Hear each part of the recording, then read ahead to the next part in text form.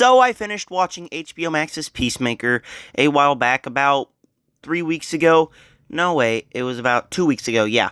So I finished watching this show 2 weeks ago. I reviewed the show. I still gotta rank the episodes. But today, I am going to rank every character from the show. So before I get started, please take a moment to subscribe, hit the like button, hit the bell, comment down below what is your ranking of the Peacemaker characters. There are some fun characters in here, and it's going to be a little bit diverse.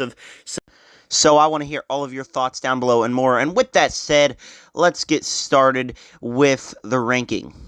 In last place are the villainous butterflies. Now, I didn't hate these guys. At first, I didn't like how it was an alien invasion, but they played for some nice laughs and a nice villain to fight against. And the cow, in the end, was pretty funny, too. Thing is, the main villain character, I just don't relate to her anyway. They're planning to save the world or something. It just really doesn't make sense. And so it's just a character that I just don't relate to at all. It's a villain that's just there for Peacemaker to kill and some laughs in the finale. It was one of the characters that when they tried to personalize it, it just didn't work at all. And so, yeah, it's not like I hated this character. It's just that it was just a villain and it was just there. In 8th place is Judo Master. Now, at the beginning of the show, I wasn't really sure if I liked the character. It just seemed like a throwaway villain type character. But then, as the show goes on, he makes for some really comedic moments with Peacemaker, and they make fun of his height and Leprechaun, and I laughed at all those scenes. So, he was my least favorite character, but he was just a villain character that had some funny moments that I can laugh at. It was nothing real special. It was just something that I could laugh at and watch the action sequences that he was in. I mean, he's kind of set up for season 2. I'm not real excited to see him in the next season, but I mean, he's just a character that's there, and that's all that really matters. And then there's Adebayo, the friend character to Peacemaker, and she was easily the weakest out of all of Peacemaker's teammates. I never really laughed at anything she said. She wasn't relatable at any way whatsoever. She was just a character that, again, was there, and like I said, I didn't relate to a single thing that she did, and so it kind of makes it hard for me to actually like the character at all, and that's really disappointing because she tried to set up a good arc, and it wasn't until the end of the show where I actually felt that she needed to be here. In 6th place is Amelia Harcourt. Now, she was another one of those characters that I didn't really relate to, but she didn't have something that I really didn't like Adebayo did in the show, and I'm not going to get into that because it's all politics and whatever. But she was just a character that was there, a love interest for Peacemaker. It got kind of sweet at the end.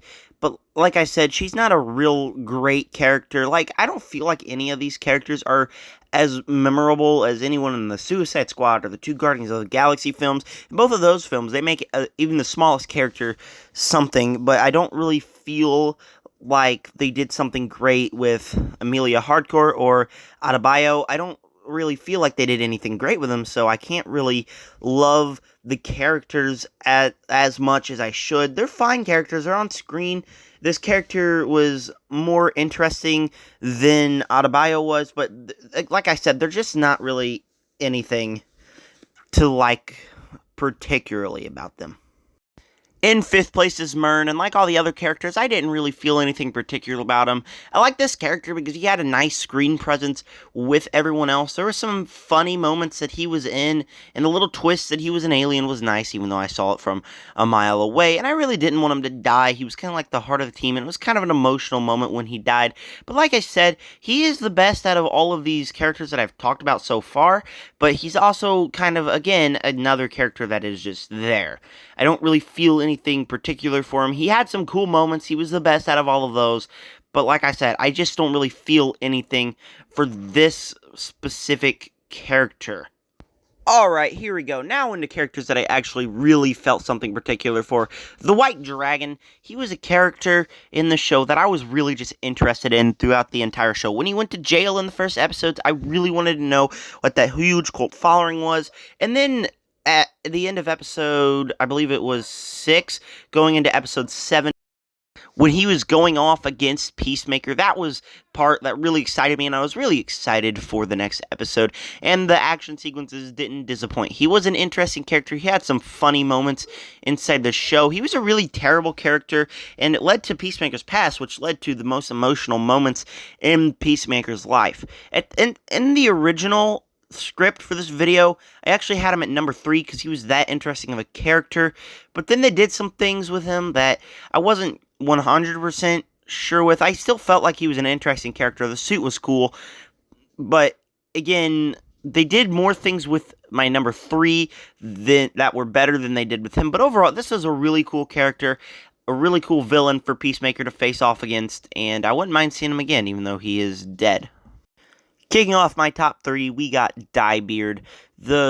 I don't really remember his name, unfortunately, but he was not only a character with comic relief, but he also was one of the characters that, like, were in the bottom, where they were just the characters that I kind of skimmed through talking about because I didn't really feel anything in particular for him. Throughout the entire show, he felt like one of those characters for me. Then, as the show goes on, and especially in the final 2 episodes, the character gets really emotional. He's suddenly got the most emotional moments in the entire show. It made me feel for the character, and some of his interactions with Peacemaker, those are really cool. Like I said, some stuff they did with his character throughout the entire show, I wasn't necessarily the biggest fan of. But as we get to the end, they do some magnificent things with the character, make me care for a character who was just there. And I feel like he was really the standout out of the background characters of the show. And that's really neat because I kind of related to the guy, and the actor portrayed him really well. It was pretty funny. And he's just a character that I kind of want to see in the next season. In second place is the title character, Peacemaker. Obviously, this character was really fun. And John Cena, I used to say, until last year, I used to go, oh, John Cena doesn't deserve to be acting. But I think he's got a screen presence. I think he does really well, especially as this character.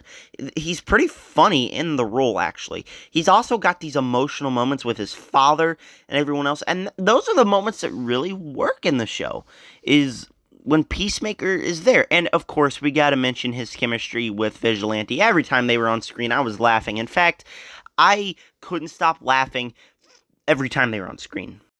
And not only is that held up by Vigilante, but it's held up by Peacemaker. John Cena's got amazing chemistry with everyone. He has great action sequences. He has really good emotional moments. I really think that John Cena was a good choice for Peacemaker, and he really made the show. Or, at least until episode 2, when Vigilante was introduced. Yeah, Vigilante is the best character in this entire show. I mentioned before, but every time him and Peacemaker were on screen, I was just dying laughing. They were hilarious. They had great chemistry as well, and he also had some cool action sequences. In fact, the actor had great chemistry with everyone. It was really well done. Sure, I didn't really feel any emotional beats for the character, but I really didn't want him to die. There were teases, like, throughout the entire show that he might die.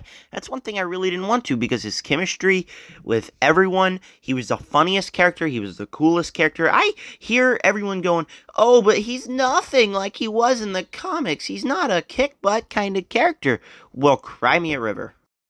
Not every character has to be exactly like they are in the comics. Now, I wish he was kind of cool and kick butt, but he is also. He's not only this funny character, but he can kick butt, and he is just awesome. Vigilante is awesome in this show. I want a spin-off show with him because the actor is so good. I just want a spin-off show called Peacemaker and Vigilante. That would just be awesome. These two characters definitely held up the show for me.